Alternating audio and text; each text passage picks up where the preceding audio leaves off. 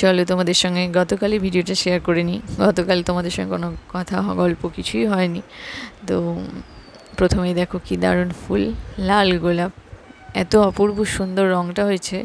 আর সত্যি ওর দৌলতে এখন বাড়িতে ফুলের অভাব নেই কোনো, প্রচুর ফুল।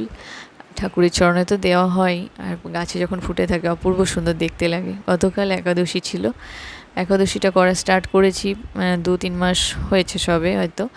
আর অন্যান্য সমস্ত কিছুই খাই, অন্নটা ভাতটা বাদ দিয়ে।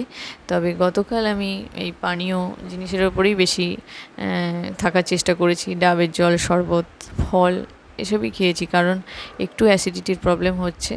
আর ঘরে পাতা দই দিয়ে, চিয়া সিড, পুদিনা পাতাও ঘরের, এগুলো দিয়ে শরবত করে নিয়েছিলাম, চিনিটা দিইনি। আর একটু আঙুর কুচি করে ওর মধ্যে দিয়ে দিয়েছিলাম, তো বেশ ভালোই লাগলো খেতে। আর সাবান বানিয়েছি, দেখো কি দারুণ সাবান, খুব সুন্দর হয়েছে সিরিয়াসলি। আমি ব্যবহার করছি আর সবাইকে দিয়েছিও। তো তোমাদেরকে একটু স্কিনে অ্যাপ্লাই করছি সেটাও দেখিয়ে দিলাম। সত্যিই খুব সুন্দর হয়েছে সাবানটা। তবে কি হোমমেড জিনিসগুলো রেগুলার মেনটেন করে সমস্ত ইউজ করতে হয়, ভীষণই ভালো হয়। তোমরাও জানো যারা এই হোমমেড মানে আয়ুর্বেদিক জিনিসের ওপর বিশ্বাস করো। সব কিছুই ভালো, সব কিছুর মধ্যেই ভালো আছে, সেগুলো বেছে বেছে ইউজ করতে হবে, এটাই আর কি। আর ঠাকুরের চরণে তুলসী দিলাম, মা পুজো করে দিয়েছিল সকালবেলা, মাই পুজো করে। আমি স্নানটা সেরে গিয়ে জপ করে ঠাকুরের চরণে তুলসী দিয়ে প্রণাম করে নিলাম, তোমাদেরকেও দর্শন করিয়ে দিলাম। তোমরা তো দেখেছই, আমার প্রত্যেকটা ভিডিওতে ঠাকুর থাকেই। তো তারপর চলে গেলাম, ডাবের জলটা খেয়ে নিলাম। ডাব আর একটু ফল তোমাদেরকে বললাম না, এগুলোই খেয়েছিলাম। আর সত্যি, আর ওদের জন্য তো আলাদা রান্না করেছিলামই, সেগুলোর ভিডিও করা হয়নি। আর বিকালবেলায় যখন হাতটা ফাঁকা ছিল তখন ভাবলাম যে এখন তো কোনো কাজ নেই, তো যাই ছাদে, যে টবে ঘাস হয়েছে না, টবগুলোতে ভালোই পরিমাণে ঘাস হয়ে গেছে, তো ও সমস্তটা ও করে।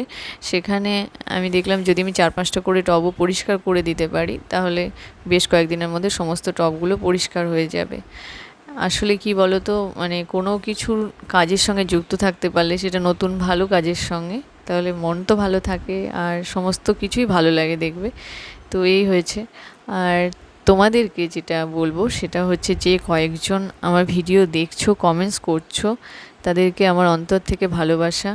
কারণ তোমরা বুঝতে পারছো, মানে রিলেট করতে পারি আমিও সেটা, যে আমি যেভাবেই হোক ভিডিওটা দেওয়ার চেষ্টা করছি, তোমরা আমাকে মানসিক সাপোর্ট করছো, এটা জন্য তোমাদেরকে অন্তর থেকে ভালোবাসা। ভালো থাকা অনেক কিছুতেই যায়, তবে সেই ভালো থাকাটা খুঁজে নিতে হয়, এটা হচ্ছে।